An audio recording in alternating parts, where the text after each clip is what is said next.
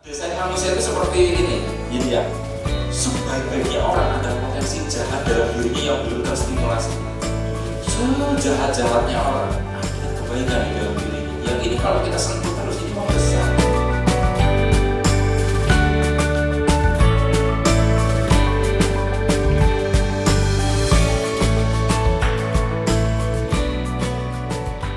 Assalamualaikum warahmatullahi wabarakatuh. Jumpa lagi kita berjumpa dengan saya Arif Rautomo atau Arif RH dalam rekaman video iseng Reborn.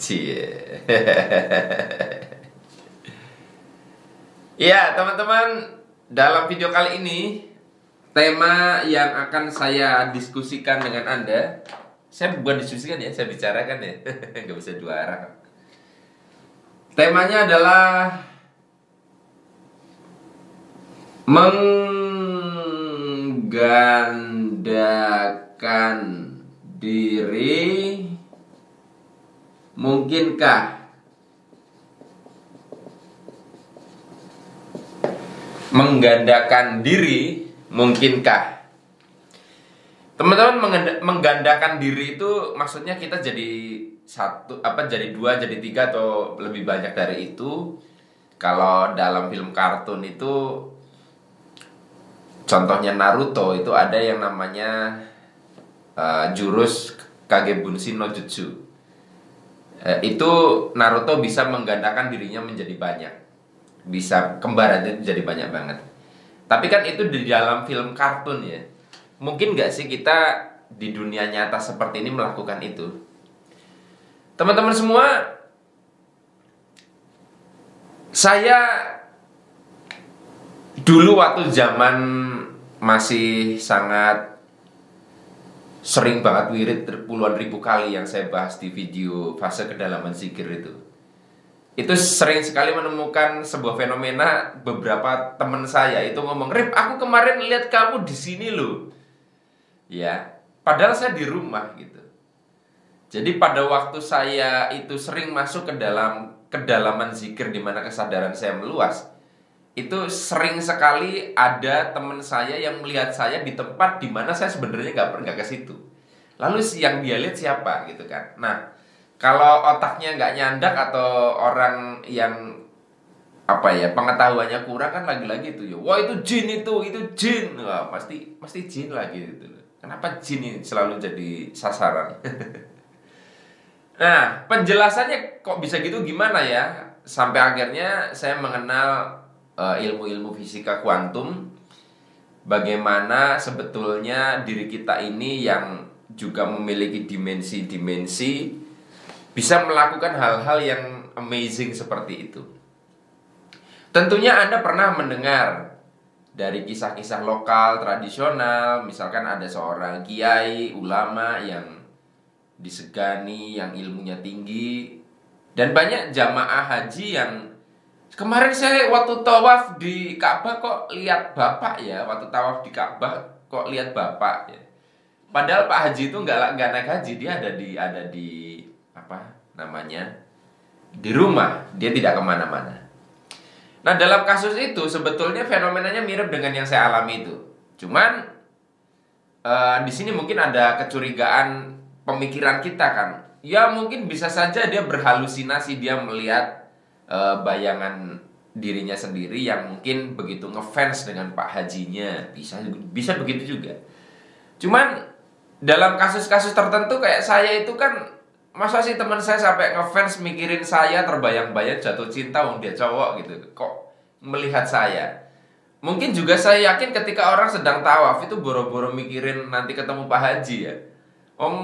Lagi tawaf itu kita lagi riweuh dengan urusan diri sendiri, tiba-tiba bisa melihat itu kan, berarti itu sesuatu yang objektif, artinya tidak karena memang dibayang-bayangkan oleh si pribadi yang melihat kan begitu. Lalu sebenarnya apa yang terjadi? Teman-teman semua, saya pernah membuat tulisan di website saya www.ikhlaspasrah.com tentang pengalaman waktu saya share di situ nggak ya tulisannya? Lupa saya.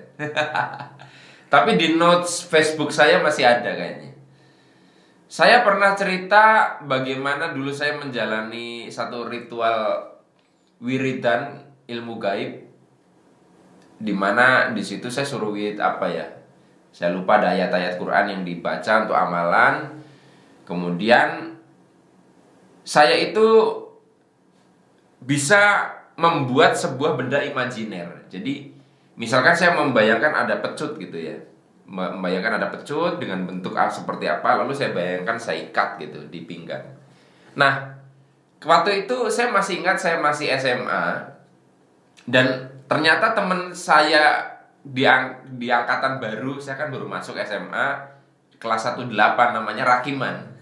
Mudah-mudahan Rakiman ada di sini. Ada nggak ya? Karena lama banget saya nggak jumpa dia. Rakiman itu ternyata dia juga mendalami ilmu gaib, tapi ilmunya lebih jauh.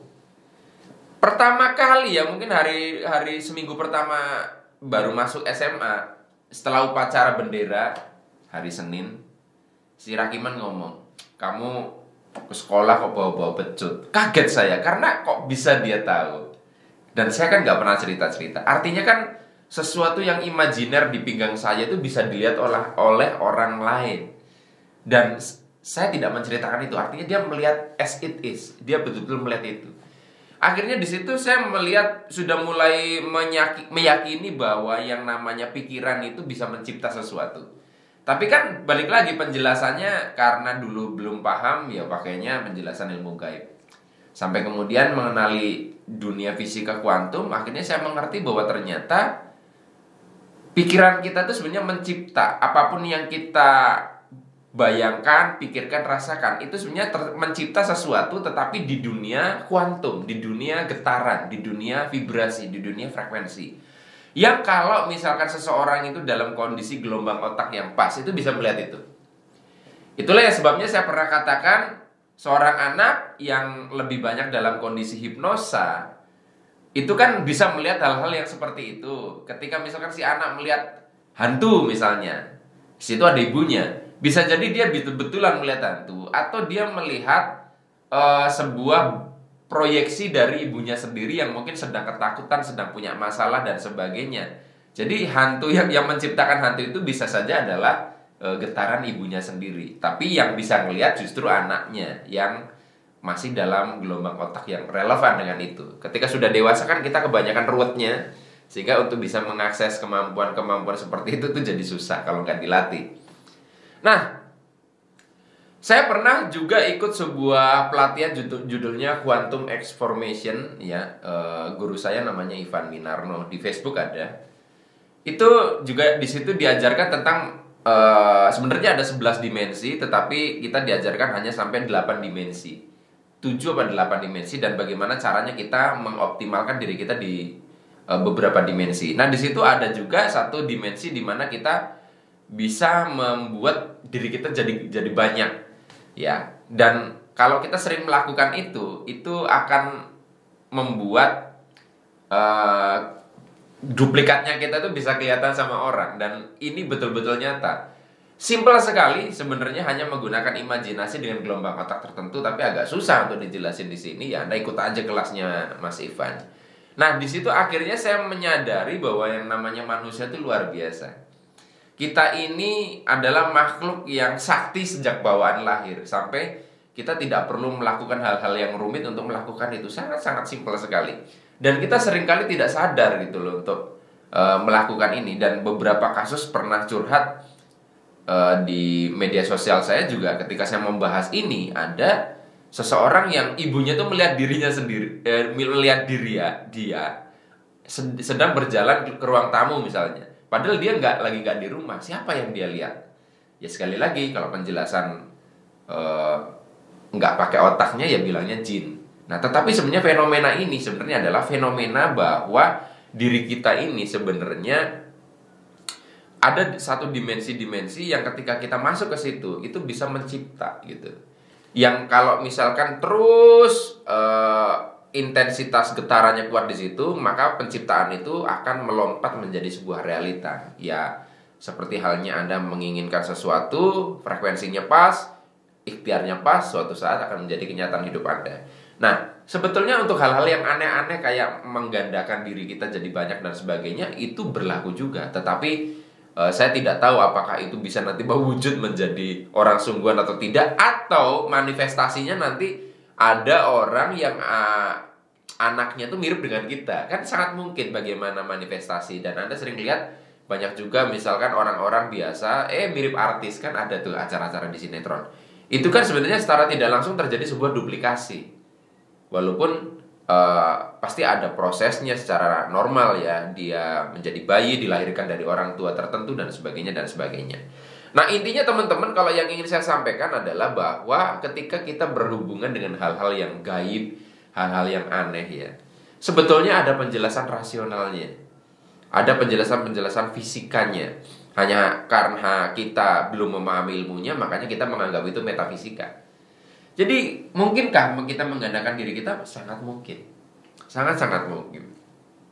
Nah, guru saya itu Ivan Winarno itu sering melakukan sebuah eksperimen sejak dulu, dan dulu dia sering mengupload videonya.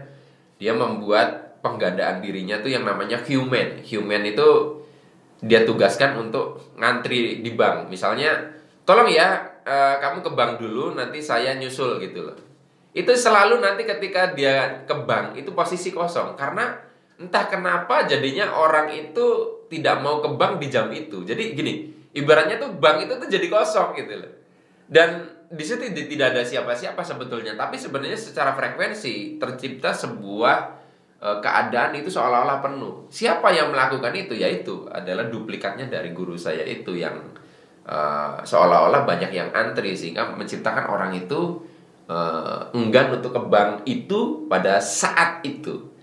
Nah, jadi tidak terus terlihat fisik, nggak selalu gitu juga, tapi efeknya itu sampai begitu.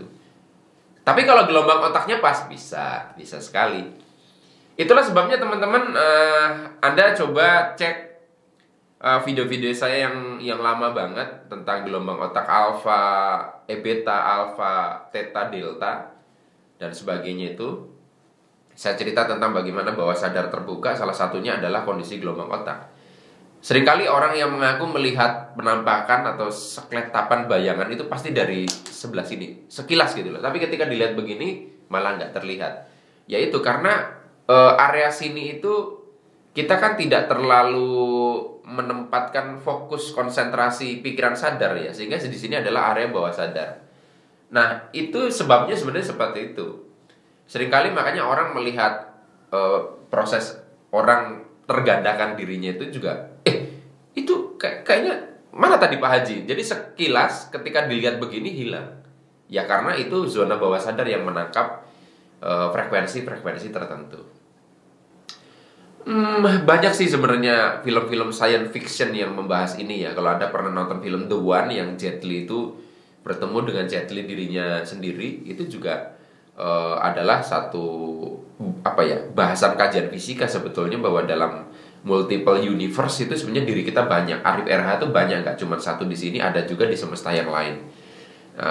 Itu nanti kita bahas di video selanjutnya sih kalau sempat. Tapi intinya yang namanya kita bisa menggandakan diri itu penjelasannya tidak harus dengan yang gaib-gaib yang aneh-aneh, tapi sebetulnya itu adalah kreasi dari pikiran kita sendiri.